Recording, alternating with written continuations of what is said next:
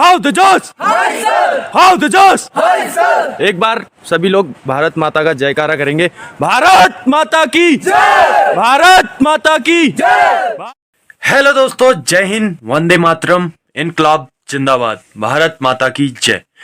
दोस्तों, आज है 26 जनवरी, गणतंत्र दिवस, और 73वें गणतंत्र दिवस की आपको हार्दिक शुभकामनाएं और बधाइयां देता हूं मैं।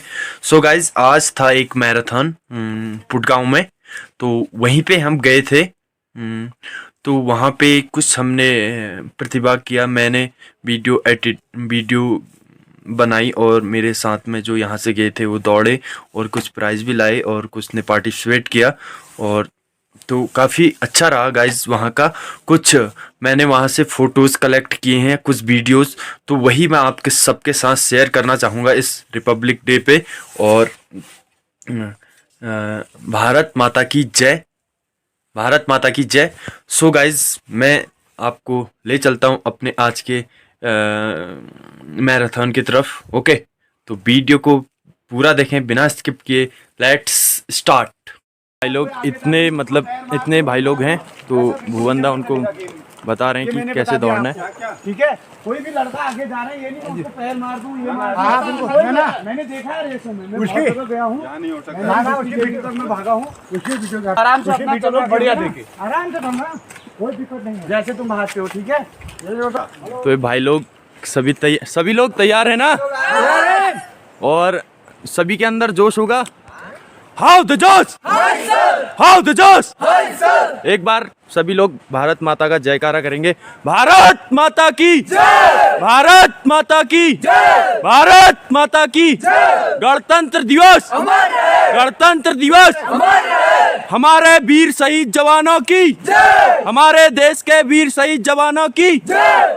वंदे मातरम, वंदे मातरम, वंदे मातरम। 26 जनवरी मर रहे, गणतंत्र दिवस, मर रहे, 26 जनवरी मर रहे। गणतंत्र दिवस। जितने भी लोग यहाँ भी खड़े हैं साथ साथ, चलो भाई चलो, तो घाट पाड़ दे तो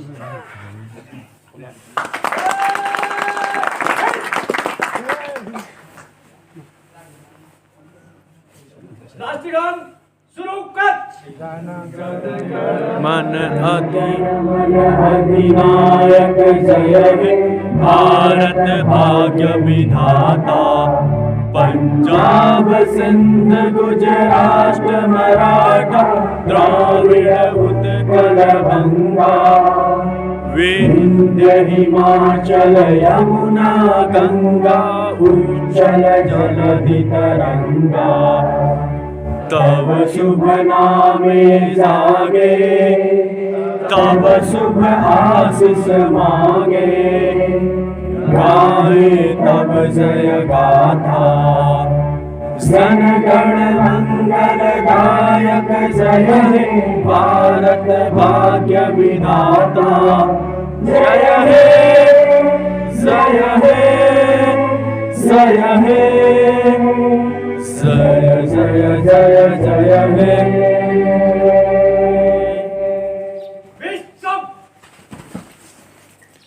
भारत माता की जय, भारत माता की जय, भारत माता की जय। गणतंत्र दिवस, गणतंत्र दिवस देश के अमर शहीदों की जय, देश के अमर शहीदों की जय।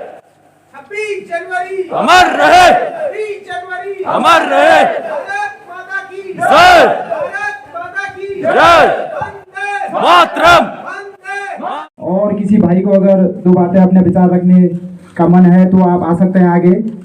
समस्त छोटे युवा साथियों और माननीय हमारे प्रधानाध्यापक महोदय और श्री हमारे मौनी बाबा महाराज, मैं सभी को आज गणतंत्र दिवस की हार्दिक शुभकामनाएं देना चाहता हूँ। भारत माता की जय, भारत माता की जय, वंदे मातरम, वंदे मातरम, वंदे मातरम। आप सभी को गणतंत्र दिवस की बहुत बहुत हार्दिक शुभकामनाएं। धन्यवाद। धन्यवाद बड़े भाई। और अब कहेगा कि मौनी महाराज जी अपने विचार रखेंगे आप लोगों के सामने, तो जोरदार ताली से स्वागत कीजिए महाराज जी का। मौनी महाराज जी। वंदे मातरम, वंदे मातरम। वंदे मातरम वंदे मातरम वंदे मातरम जय हिंद जय हिंद जय हिंद जय हिंद जय हिंद जय हिंद। गणतंत्र दिवस की इस पावन अवसर पर मैं आप सभी का स्वागत करता हूं और धन्यवाद देता हूं और माननीय प्रधानाचार्य महोदय का हृदय से धन्यवाद देता हूं कि आपने इस कार्यक्रम को सफल बनाने में हमारा सहयोग किया, हमें कार्यक्रम के लिए स्थान दिया और हमारे बच्चों को उत्साहित करने के लिए पुरस्कार वितरण करने के लिए भी उपलब्ध हुए। तो एक बार प्रिंसिपल साहब के नाम पर एक बार बहुत ज्यादा धन्यवाद। अब बात आती है गणतंत्र की, थोड़ा सा सुनो। गणतंत्र की, आजादी की, तो मैंने ये महसूस किया कि आप लोगों ने आजादी को बहुत ही सस्ता समझ लिया। आपको लगता है कि आजादी का मतलब जब मैं खाऊं तब खा सकूं, जब मैं सोऊं तब सो सकूं, मैं किसी से भी झगड़ा करूं, मैं काम न करूं और आदि आदि, मैं कुछ भी करता रहूं, मुझसे कोई कुछ ना कहे, इसका मतलब स्वतंत्रता है। तो आपने स्वतंत्रता का मूल्य बहुत कम समझा, बहुत कम आंका है। एक कमी हो गई इतिहासकारों से, और वो कमी ये रही कि हम लोगों को बचपन से एक ही गीत पढ़ाया गया, दे दी हमें आजादी बिना खड्ग बिना ढाल, साबरमती के संत तूने कर दिया कमाल। मैं भी उन्हीं बच्चों में से हूं जो ये पढ़ता हुआ, ये गाता हुआ बड़ा हुआ। बाद में शिक्षा प्राप्त करी, इतिहास को पढ़ने की मेरी इच्छा हुई, तब मैंने कुछ ऐसे किस्से पढ़े जिन्हें पढ़ने और सुनने के बाद रोंगटे खड़े हो जाते हैं। ये आजादी इतनी सस्ती नहीं थी जितनी आसानी से आपने गा करके निपटा दिया। और आप निश्चित जान लीजिए, अभी ये पूर्ण आजादी नहीं है। शायद आप लोगों को इस बारे में नहीं पता होगा, 15 अगस्त 1947 के दिन केवल एक कॉन्ट्रैक्ट साइन किया गया था, जो कि बंकिमधाम पैलेस और नियुक्त भारत सरकार के बीच था, जिसके अनुसार इसे पूर्ण स्वतंत्रता प्राप्त न होकर के औपनिवेशिक राष्ट्र बनाया गया। औपनिवेशिक शब्द जानते हैं आप? पैसा मैं लगाऊं, मुनाफा मैं लूंगा, काम आप करेंगे। इस प्रकार से 14 अगस्त को ब्रिटिश पाकिस्तान का जन्म हुआ और 15 अगस्त को भारत का जन्म हुआ, एक ब्रिटिश उपनिवेश के तहत। पूर्ण आजादी नहीं थी। आजादी के लिए आज फिर प्रयास प्रारंभ किए जा चुके हैं। अगर आपको पता चले कि महारानी के जन्मदिन के दिन उनके गेट पर किसी ने एक बॉम्ब ब्लास्ट किया था जिसमें बग्घी उड़ गई थी और 3 लोग हताहत हुए थे। ध्यान करिए, वो दौर जिस समय घर से बाहर निकलते हुए गोली पड़ जा रही थी, वंदे मातरम कहते ही गर्दन कट जाती थी। उस जमाने में आप जैसा एक 18 वर्ष का बच्चा मजदूरी के बहाने इंग्लैंड जाता है और इंग्लैंड जाकर के महारानी के गेट पर उसके जन्मदिन के दिन ब्लास्ट करके बग्घी उड़ा देता है। अंग्रेज सरकार के रोंगटे खड़े हो गए हैं। संबंधित मामले में गवाही देने के लिए जब व्यक्ति को सुरक्षित कर जेल में रख दिया गया, तो आप जैसा एक बच्चा क्रांतिकारी जेल जाता है और जेल में ही उसको गोली से उड़ा देता है। ये आजादी इतनी सस्ती नहीं है। दे दी हमें आजादी बिना खड्ग बिना ढाल, खून से रंगा है ये तिरंगा। लाखों करोड़ों लोगों ने जाने दी हैं इसके लिए। जब तक आप आजादी का मूल्य नहीं समझ पाएंगे, जब तक आप अपने आप को नहीं जान पाएंगे, जब तक आप अपने इतिहास को पढ़ने की आदत नहीं डालते। चलिए, मुझे बड़ा मुश्किल हुआ था पढ़ना। आपके जेब के अंदर एक मोबाइल रखा हुआ है जिसमें आप पूरा दिन खराब करते हैं। फेसबुक, इंस्टाग्राम, व्हाट्सएप, यूट्यूब, इसके अलावा आपकी उंगलियां नहीं चलती उस पर। जबकि ये एक ऐसा डिब्बा आपको मिल गया है कि जब मैं कोई एक पुस्तक ढूंढने निकलता था ना, तो मुझे महीनों लग जाते थे, मुझे किताब नहीं मिल पाती थी। दिल्ली तक की लाइब्रेरियां छानता था, किताब नहीं मिल पाती थी मेरे मतलब की। आज आपको खुश होना चाहिए कि फिंगरप्रिंट्स पर, उंगली की टिप पर हर किताब आपको उपलब्ध है। जरा सवाल तो करिए, वो समय जब कनाडा में सरदारों ने 75% हिस्से पर कब्जा कर लिया था, वो सिख आपके भारत के थे, और आज भी हम कनाडा पे लगभग पूरी तरह से वहां की इकोनॉमी को कंट्रोल करते हैं। क्या किसी ने बताया आपको? क्या आपसे भारत में ही नहीं, अन्य राष्ट्रों में भी अपना सिक्का जमा चुके हैं। और फिर आपकी तरक्की की भी बात बता देता हूं। आपने इतनी तरक्की करी है, 1947 जिस समय देश आजाद हुआ था, आपकी करेंसी दुनिया की सबसे महंगी करेंसी थी। यू नो करेंसी, नोट, आपका सिक्का दुनिया का सबसे महंगा सिक्का था। उस समय सोने और चांदी के सिक्कों का रिवाज था, करेंसी नोट नहीं आया था। 7 ग्राम से लेकर 10 ग्राम तक की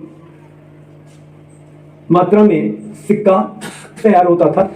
और भारत एक अकेला देश था जिसके सिक्के का वजन 11.56 था, यानी कि $1.56 खर्च करने पर 1 रुपया खरीदा जा सकता था। समझ रहे हैं? आपके रुपए की कीमत डॉलर से सवाई थी। 1.56 खर्च करके तब 1 रुपया हासिल होता था। आपने इतनी तरक्की करी कि आज आपको 70 रुपए में $1 खरीदना पड़ता है। आखिर कहां गलतियां हुई हैं? सरकार की गलती नहीं, आपने अपनी अकल को बांध रखा है। आप खुद को जानना ही नहीं चाहते। आपको कोई रुचि नहीं है ये बात जानने में कि आखिर ये चल क्या रहा है, कैसे चल रहा है, आखिर क्यों। अब हम पूर्ण आजादी की ओर बढ़ चले हैं। पहली शुरुआत हुई है इस बार। माननीय प्रधानमंत्री जी ने जिस समय शपथ ग्रहण करी थी, कितने लोगों ने देखी थी वो शपथ ग्रहण समारोह? शायद कम लोगों ने या नहीं देखा। उसमें एक बात कही थी, आजादी तो मिल गई, स्वराज हासिल करना है।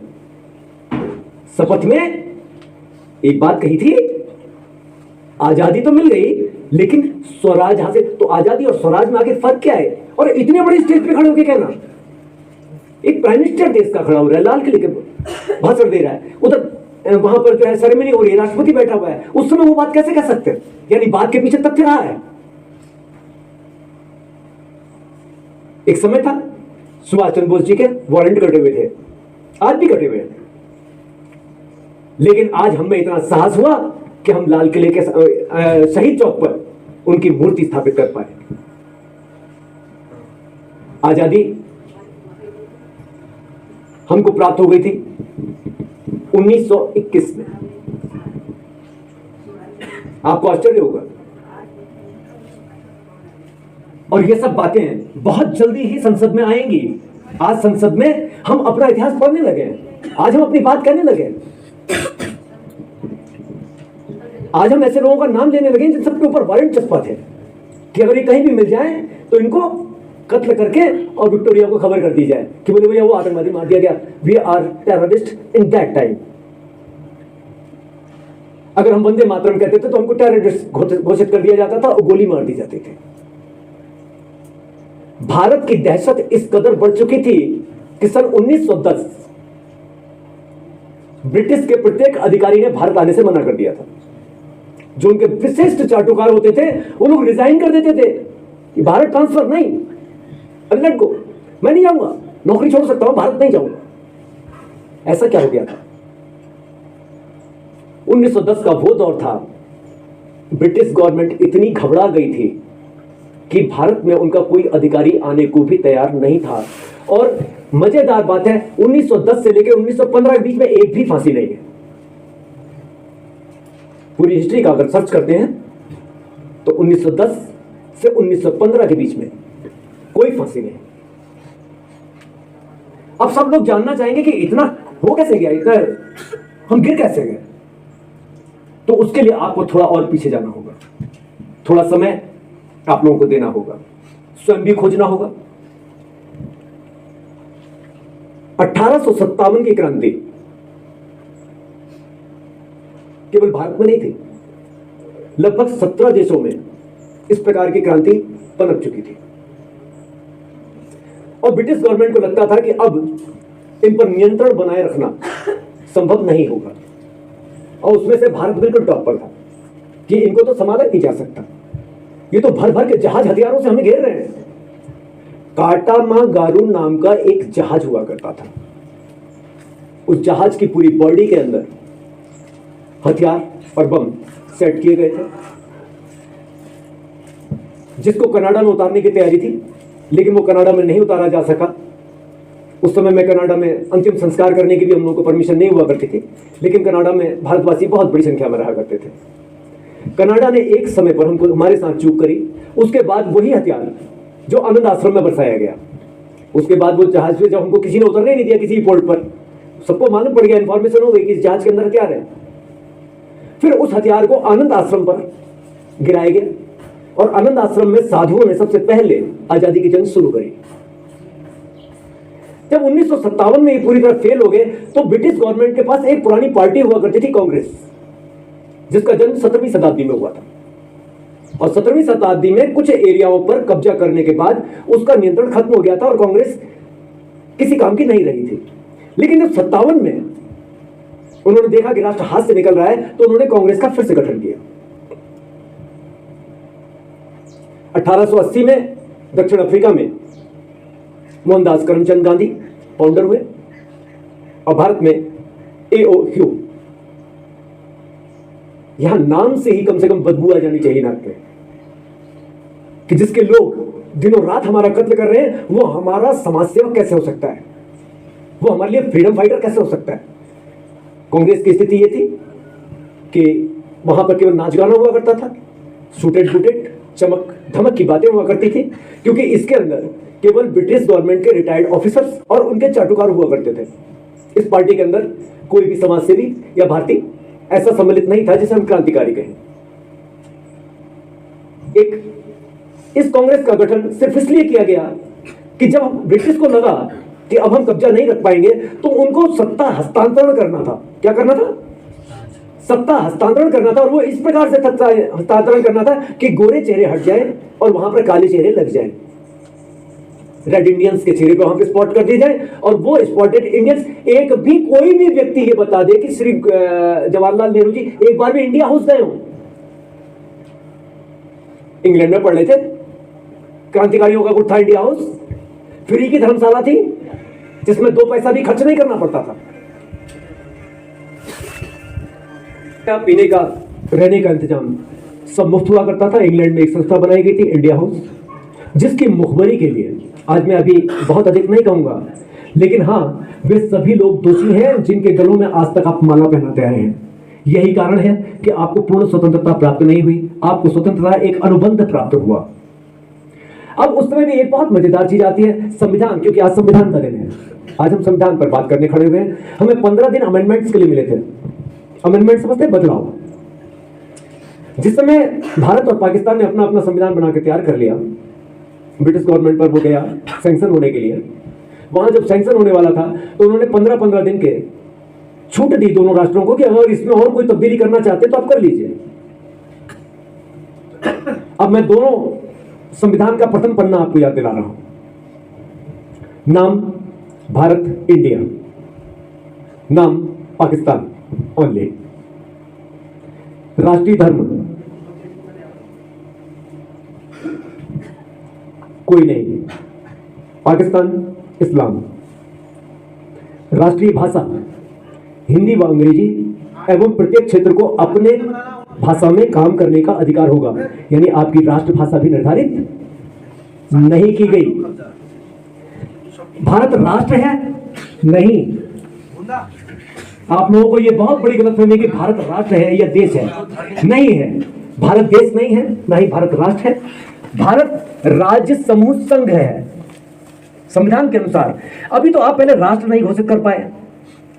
उसने लिखा राष्ट्र, पाकिस्तान ने भाषा लिखी उर्दू, धर्म लिखा इस्लाम। आपके नेता कहां सो रहे थे? उन्होंने क्यों नहीं अमेंडमेंट किया? क्यों उस समय भारत में हमें अधिकार नहीं दिया जब बंटवारा हो चुका था? आज हमारे घरों में भी बंटवारे हो जाते हैं तो बीच की खिड़कियां तक बंद कर दी जाती है। वहां वो खिड़की खुली कैसे रह गई? हमारे देश के संविधान में कोई भी अमेंडमेंट नहीं किया गया और ऐसी ऐसी धाराएं इसके अंदर संलग्न है कि हम अपने संविधान में अमेंडमेंट कर भी नहीं सकते। आपको मालूम होगा कि पिछले सेशन में जब मोदी जी आए थे उन्होंने 170 कानून छाटे थे कि ये किसी काम के नहीं रहे। इनको हटा देना चाहिए। लेकिन जब उन्होंने पूरी तरह उसे पढ़ा तो उनको पता चला कि उनके पास यह अधिकार नहीं है। संविधान में कोई भी परिवर्तन करने का अधिकार भारतवर्ष को नहीं है। उसको 15 दिन दिए गए थे। अब अगर कोई भी आप परिवर्तन करना चाहते हैं तो आप अपनी राज्यसभा में पहले उसको पारित कराएंगे, पारित कराने के बाद राष्ट्रपति के पास जाएंगे, राष्ट्रपति के बाद वो ब्रिटिश गवर्नर के पास जाएगी। आपका असली मालिक वहां बैठा है, ब्रिटिश पार्लियामेंट में। आप सोच सकते हो, महामहिम राष्ट्रपति केवल एक स्टैंप है उस गवर्नर की जो कि बकिंगम पैलेस पे बैठा है। अगर देश आजाद हो गया था तो मैं आज फिर अपने झंडे के नीचे यह प्रश्न करने का अधिकार रखता हूं कि उस दिन भारत में हुए पट्टे कैंसिल क्यों नहीं हुए। आप जब भी किसी महानगर में जाएंगे तो आप देखेंगे कि वहां की पॉस्ट लोकेशंस या तो कांग्रेसियों के नाम पट्टे पर होंगी या फिर चर्च के नाम पर पट्टे पर होंगी। मुंबई आधा पट्टे पर चर्च के पास, बाकी नारीमन कांग्रेसी के पास। बंबई जैसा शहर, कलकत्ता देख लीजिए, नैनीताल का माल रोड देख लीजिए, नैनीताल का माल रोड 70% किसका है? चर्च का। अगर आजादी मिल गई थी तो पट्टे उस समय खत्म क्यों नहीं हुए? हमारी भूमि हमको क्यों नहीं लौटाई गई? लेकिन वो आज तक नहीं लौटाई गई और ना लौटाई जा सकती है, क्योंकि हम में आक्रोश ही नहीं है। हमको पता ही नहीं कि हम आजाद हुए या नहीं हुए। इतना बड़ा धोखा खाए गए हम, इतना बड़ा धोखा दिया गया हमको, और हमने आज तक किताबों को पलट कर नहीं देखा। मैं अपने बच्चों से सिर्फ इतना कहूंगा, बेटे दिमाग को खोलो, जरा जानो, कुछ किताबों के पन्ने पलट कर देखो। तुम कौन हो? तुम सिर झुका के गाल में थप्पड़ खाने वाले लोग नहीं हो। तुमने सदियों से लड़ाइयां लड़ी हैं और भारत कभी गुलाम नहीं हुआ। ये जो ठप्पा हमारे ऊपर लगाया गया है, ये बदनुमा दाग लगाया गया, बिल्कुल झूठा है। भारत कभी गुलाम नहीं हुआ। इस धरती में रोज एक शेर पैदा हो जाता था और वो नाक में दम कर देता था। गुलामी का मतलब होता है हम सब सिर झुका के उनके झंडे के नीचे खड़े हो जाते।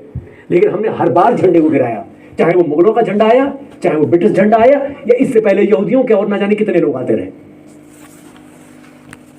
अपने आप को समझो, आजादी के महत्व को समझो और पूर्ण आजादी की ओर चलना शुरू करो। जो बात मैंने कह दी है जानते हैं लोग, लेकिन प्रधानमंत्री महोदय इस बात को लाल किले से खड़े होकर नहीं कह सकते, क्योंकि अभी अंतरराष्ट्रीय कानून की व्यवस्था बन चुकी है। हां, हम में उत्साह हो और हम मांग करें, हम रोज कम से कम एक आरटीआई डालें। पूछिए आप कितना देते हैं ब्रिटिश गवर्नमेंट को, डालिए आरटीआई। गौवध क्यों नहीं बंद हो सकता आप बताइए? 50,000 गाय का रोज मांस आपके एग्रीमेंट पे लिखा हुआ है ब्रिटिश गवर्नमेंट को भेजना। आप बंद क्या करेंगे? गौकटाना फालतू हल्ला मचाते रहेंगे। और 50,000 1947 में जाती थी, आज 5 लाख जाती होंगी कट के। लेकिन आपके एग्रीमेंट पे लिखा है, वो आप देंगे ही देंगे। करते रहिए भारत माता की जय, गौ माता की जय, क्योंकि आप जिंदा नहीं है। पहले तो आप जिंदा हो जाए, खुद को जाने, अपने इतिहास को खंगालें। हम वो पढ़ते हैं जो पढ़ाया जाता है, हम वो सुनते हैं जो सुनाया जाता है। अरे कुछ झांक के भी देखो, कुछ खुद भी पढ़ के देखो, तब तुम्हें पता चलेगा तुम्हारा अस्तित्व क्या है। और लक्ष्य है 2050 तक पूर्ण स्वतंत्रता प्राप्त करना। यह आसान नहीं है। इसके लिए हम सब लोग एकजुट हों और स्वयं को जाने।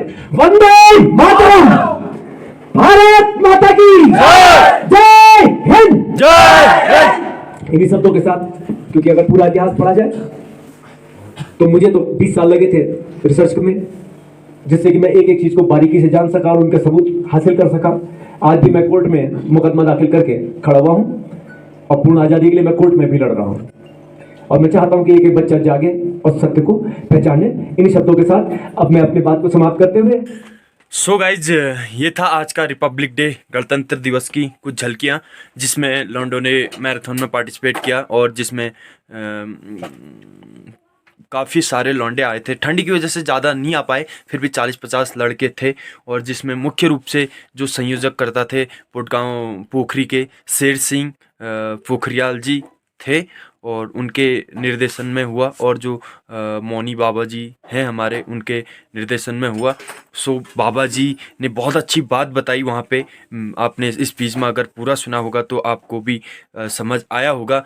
तो ये बाबा जी के निर्देशन में और शेर सिंह और बाकी जितने भी कार्यकर्ता थे उन सब की सहायता मदद से और उनके सहयोग से हो पाया। वहाँ पे मेरा काम था वीडियो बनाने का, तो मैं वीडियो बनाया और आपको आपके लिए। सो गाइज वहाँ पे बाबा जी ने एक जो झांसी सस्ता है टैली प्रोग्रेसिव कंप्यूटर, वो वहाँ पे हल्द्वानी में कंप्यूटर टैली सस्ता जो कंप्यूटर कोर्स होते हैं टैली वगैरह इस तरह के कोर्स कराते हैं।